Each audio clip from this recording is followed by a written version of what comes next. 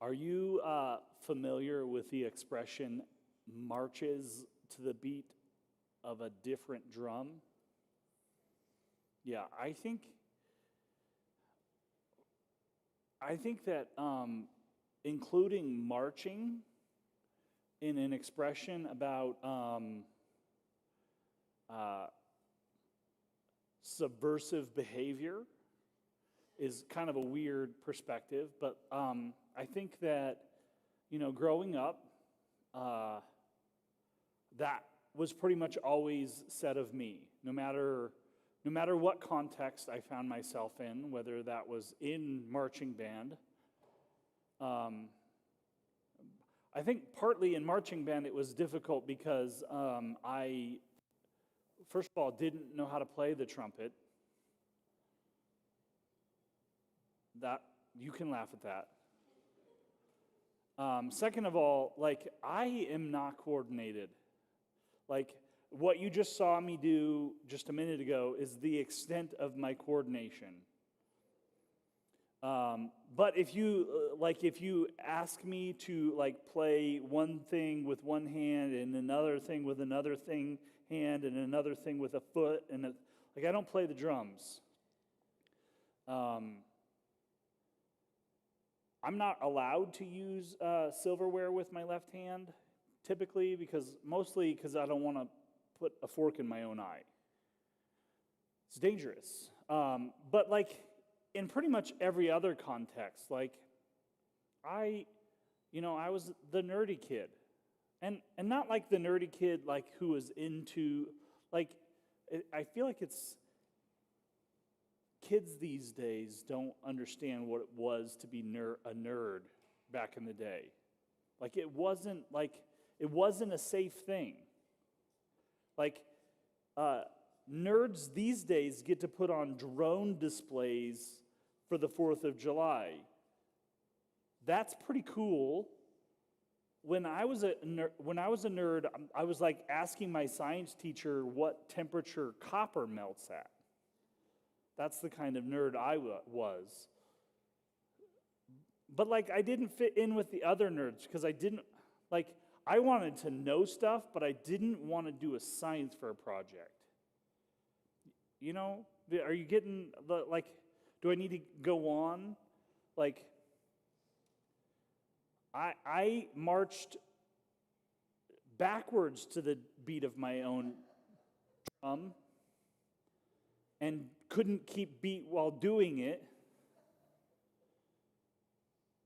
So that's when I found out that part of what being a Christian was about being weird.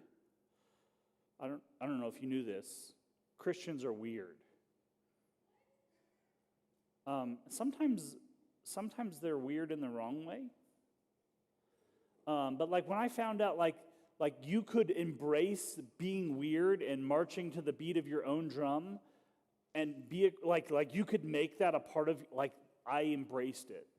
I was the kid, I listened to Christian music by choice. My mom didn't make me. For me, I that was part of I didn't know the words to any Queen songs. I didn't know the word, I didn't know music that wasn't on,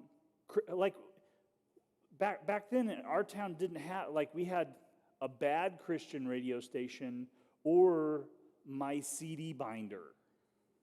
And my binder was full of things everything from Stephen Curtis Chapman to the OC Supertones, all of these different things. I loved this counterculture. I have found that I missed a lot of cultural references in the world. I didn't know, you talk about 867-5309, I didn't know whose phone number that was. I do now. Like now I've made up for lost time. I love listening to 80s and 90s music. I'm like, I heard this. Like there's so many things I heard on the radio at the time that I don't even know the names of it. And that's weird for me because like I know the names and the children's names of the people in the band. But like now, like that song, I'm like, I nerd out on it. I think that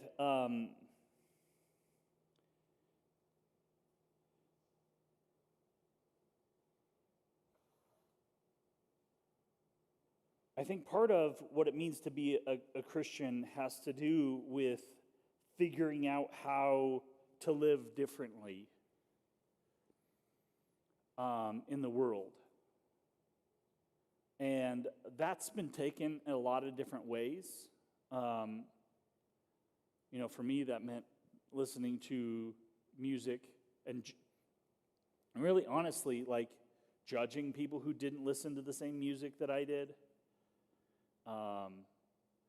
And I don't think that judging part is part of what it means to live differently in the world. I didn't learn that until later. We're going to be looking over the next several weeks at the Sermon on the Mount. Particularly the Sermon on the Mount as we find it in the book of Matthew. And the Sermon on the Mount is interesting because it's the largest chunk of teaching that we have from Jesus. And it starts off at the pretty early on in the Gospel of Matthew.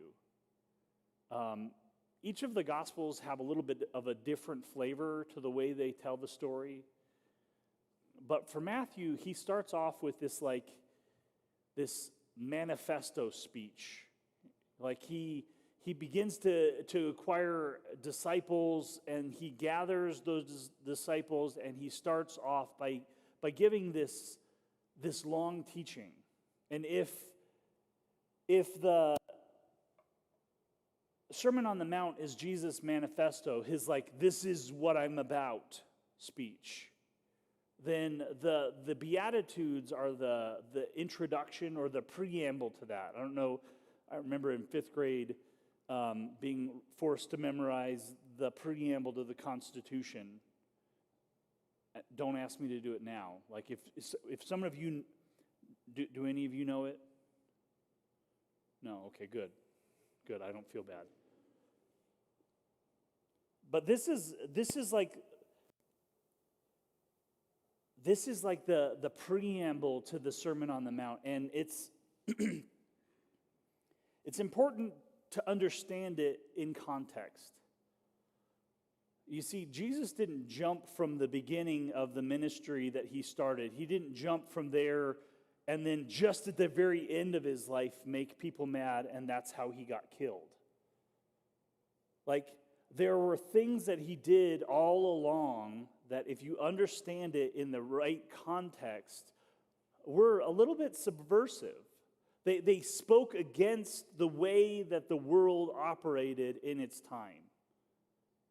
You see, Jerusalem and Israel at the time were underneath the rule of the Roman Empire.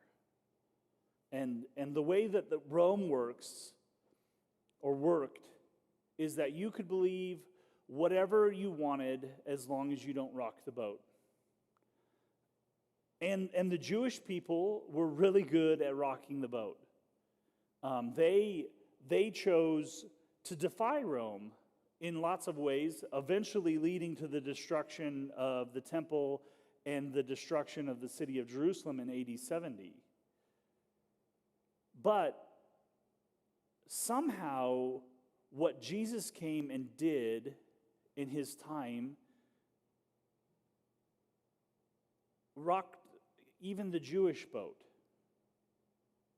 It challenged the way of thinking that the people had. Craig Keener, who is a fantastic New Testament scholar, he he's the detective. Like he unearths all of these like little historical tidbits that come out.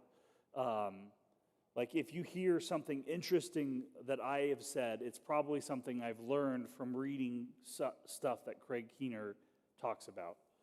Craig is a Bible scholar. He teaches at Asbury Seminary in Kentucky, but he says this: to capture the offensiveness of this message in his social context, modern interpreters must let Jesus' radical demands confront us with all the unnerving ferocity with which they would have struck their first hearers.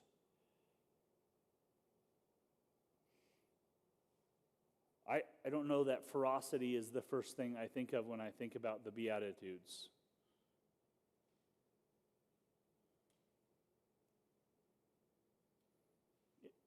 Is that the first thing? Blessed are the poor. Is that fierce? So let's take a step back for a second. In the 60s, there was a man who we celebrate now in February,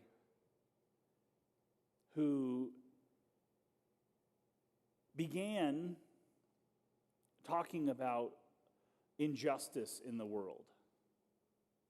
He began talking about injustice that was being perpetrated pretty broadly on his people. And in 1963, he gave a speech that we hail as like this rhetorical masterpiece. If you ask people who study rhetoric and public speaking, they will tell you that one of the most powerful speeches ever given is Dr. King's I Have a Dream speech. Side note, something I learned a little bit later is that the whole I have a dream part, completely unscripted. Did you know that? The I have a dream, where he really gets into it and he gets the rhythm going, that's completely unscripted. If you listen to the original recording, you hear in the background, right before he goes into that section, a woman sitting near the stage yell, "Tell him about your dream, Martin." And he goes into that whole section. And like this whole section is powerful. This vision of equality, this vision of what the future might hold, this vision is powerful. And it's quoted. I've heard it quoted at funerals. I've heard it quoted at graduations. I've heard it quoted at weddings. I've heard it quoted in lots of different places. But did you know? Not everybody loved that speech in 1963. In fact, the FBI's counterintelligence program, the head of the FBI's counterintelligence program, William Sullivan, was pretty upset by this speech.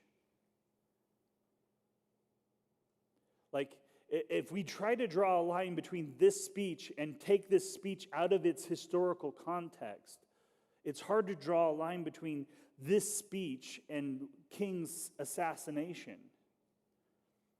But to understand it in context, we look at this passage. And now I want to say this very clearly. This is a direct quote from what William Sullivan said. These aren't my words. He says this in 1963. This was published the day after King's speech. He says, in light of King's powerful demagogic speech yesterday, he stands head and shoulders above all other Negro leaders put together when it comes to influencing great masses of Negroes. We must mark him now, if we have not done so before, as the most dangerous Negro of the future in this nation from the standpoint of communism. The Negro and national security. We hear this powerful speech. What we don't understand is what it did in culture. Maybe if you grew up in this era, you understand because you watched riots on the news. You watched police officers blasting protesters with fire hoses. But for a lot of us, we don't understand that context. And I think we do something very similar to Jesus' Sermon on the Mount. We don't understand it in the context. We don't understand it in the power and the subversive nature that it found itself in, the way that it spoke directly into the power structures of the time. And because we don't understand that, we miss the point. We turn the speech and the things that Jesus says in that time into this transactional thing where we're like, if we do this, we'll get to live this way. And that's not what Jesus was getting at. When Jesus began this speech, and he talked about the things that he began to talk about, the Beatitudes, the part what we call the Beatitudes, they were a subversive moment in history. We embroider these verses, blessed are the poor in spirit, blessed are the meek. We embroider them on pillows. That's the definition to me of when a verse has been taken out of context and turned it into a trite nothingness. We embroider it on pillows.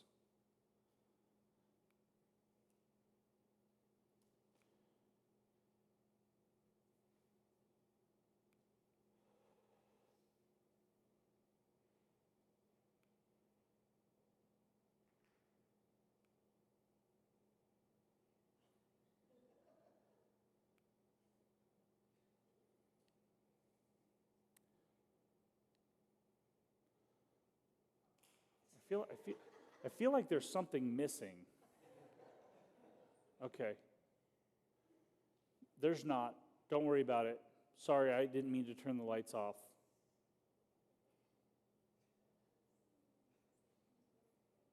It's one of those days. I just want you to think, I want you to consider with all of the people that are out for the 4th of July weekend, how great it's going. It's going great.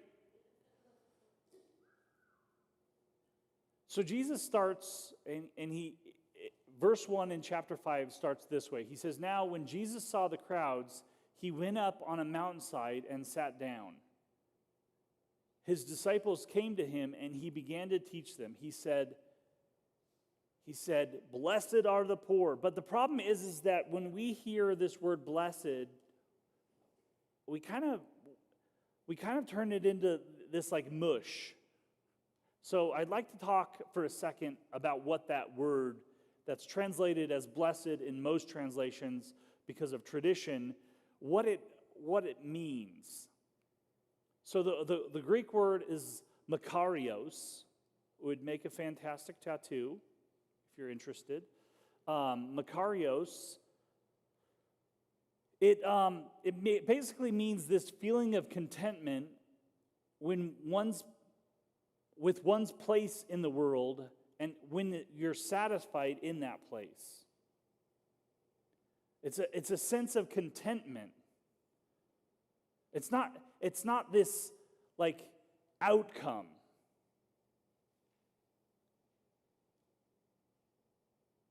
So the part of the challenge is in English, when we when we write a sentence, we like to have a clear subject in the sentence. And so because we like to do that, we take the passages like blessed are the poor in spirit, and we make ourselves the subject of the sentence. If we do this poor in spirit thing well, we'll be blessed. That's not what Jesus is talking about. What Jesus is ultimately talking about is a way of posturing yourself in the world when you experience things that you will experience in life.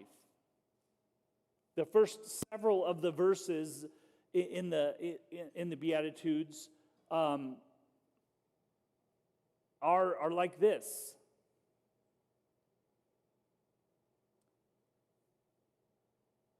They're all about things that I don't know what that noise is. I'm sorry, it's small. Something happened in translation. These are all things that you will experience in life. Hey, you will experience being poor in spirit. You will experience mourning. You will experience powerlessness. You know, we can talk about all of the nuance of what the word meek means, whether it's a choice or whether it's something that happens to you. You know, I've heard about 38 different sermons on how meek means that you're strong, but you really are you just restrain your strength. Okay.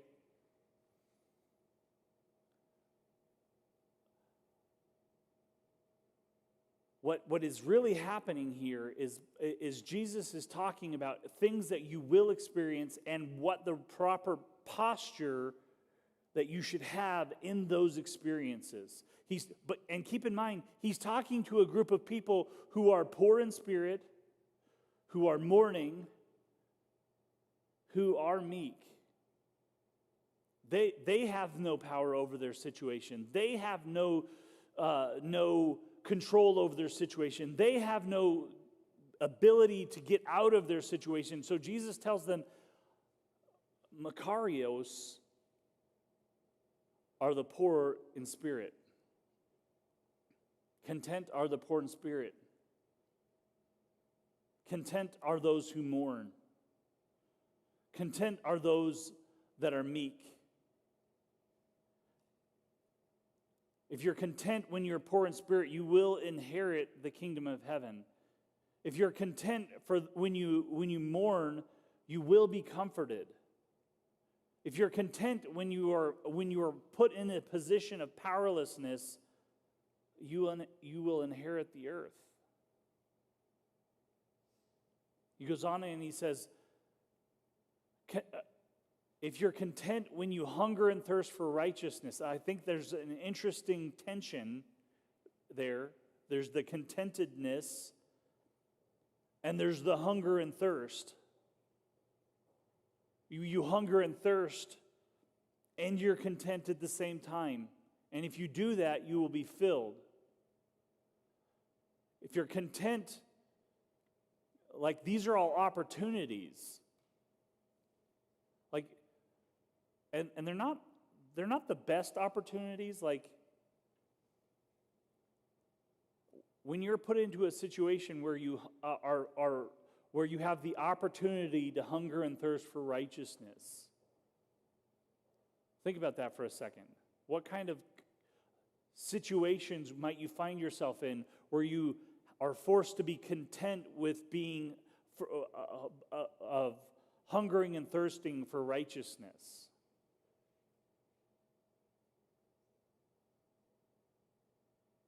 Situations where you have the opportunity to be merciful.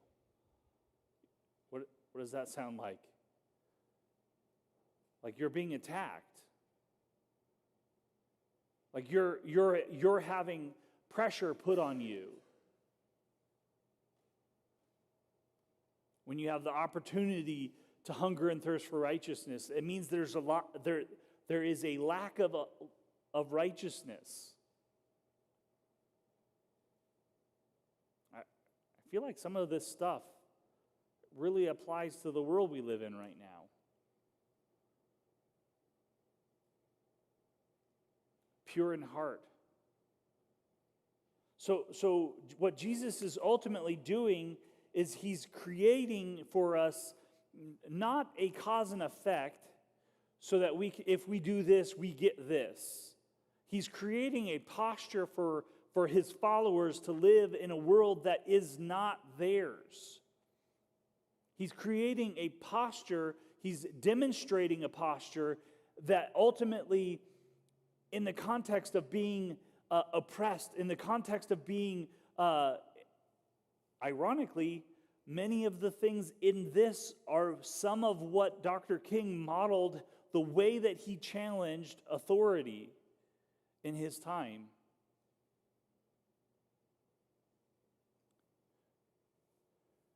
He goes on and he says this: "Blessed are the peacemakers,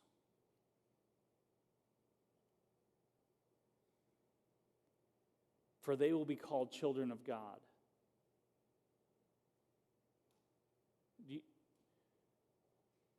Blessed are those who are persecuted because of righteousness, for theirs is the kingdom of heaven.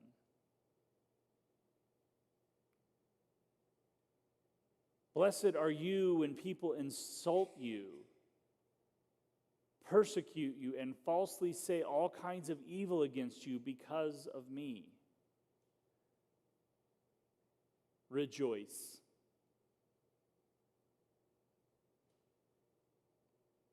That seems like the perfect time to rejoice. In the middle of persecution, in the middle of being falsely testified against, in the middle of being slandered, rejoice. Because great is your reward in heaven. For in the same way they persecuted the prophets who were before you.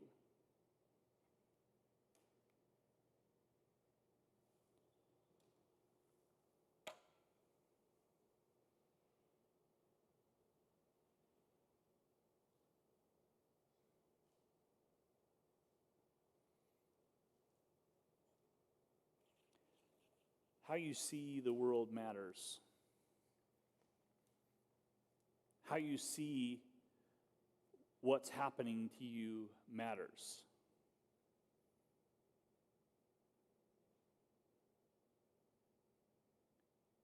How you see the things that are occurring to the people around you matters. Now, it would be easy to take something like that. You should be content. Like, Jesus doesn't hand the Sermon on the Mount to Roman oppressors. He doesn't give it as a weapon to those who are over the poor in spirit. He doesn't tell the Roman oppressors, hey, you just tell them, stay in your place, stay in your lane, don't complain. He tells it to the people who are poor in spirit.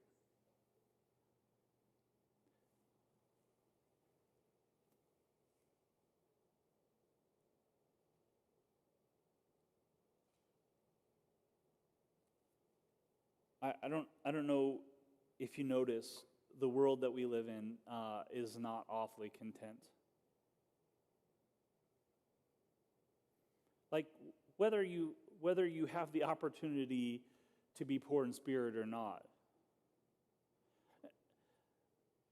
This contentedness is not a contentedness with injustice, with status quo.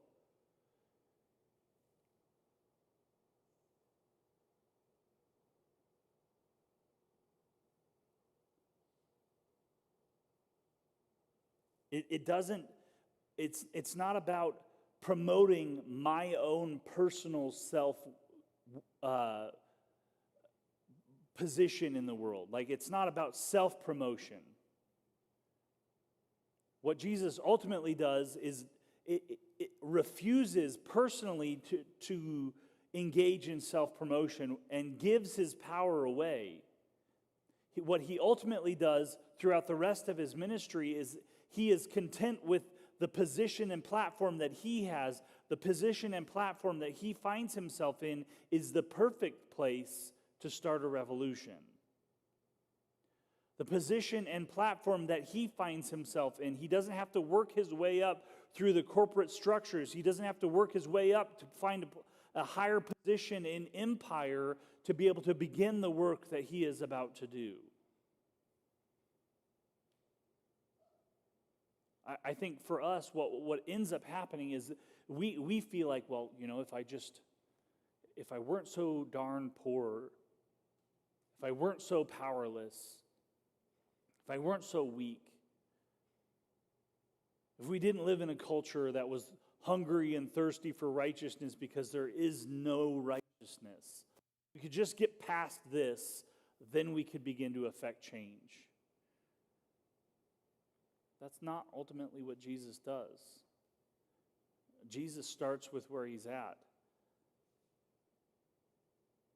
It's actually a posture that Jesus perfectly models for us. It's ultimately, and I want to caution you, if you start with where you're at to make change for the people that are around you rather than promoting change for just yourself, you're going to make people upset. It's not going to go well. I mean, spoiler alert. So again, how we see how we see the world matters.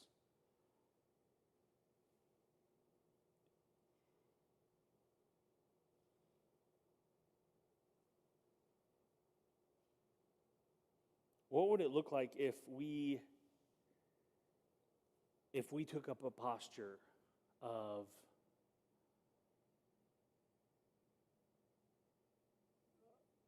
basically starting from where we're at right now?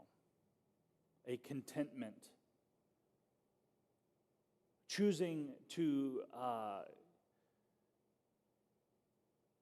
work for the benefit and the betterment of the people around us. If we choose to be content with what we have personally so that we can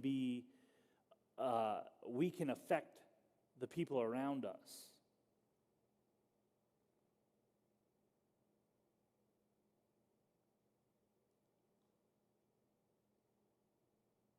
What would that look like? How would that begin to change? We can talk about marching to the beat of a different drum. That is such a different drum.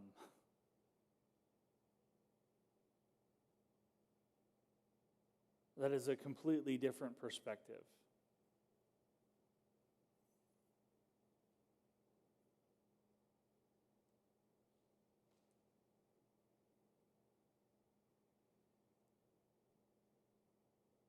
I'm going to close in prayer.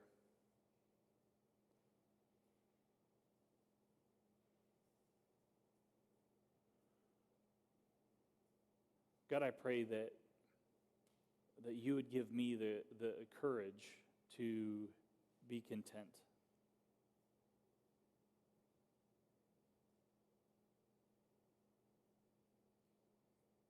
That I wouldn't give my energy and my power away just to benefit my own position and platform and voice.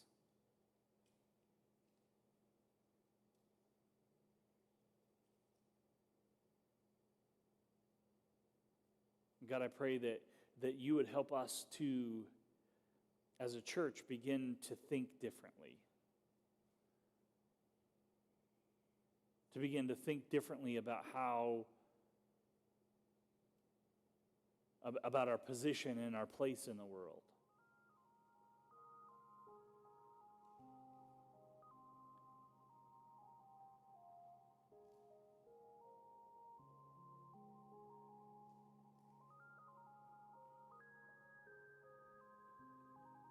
God, I pray that we would, as a result of our choice to be content, the posture of contentment, that we would affect change, God.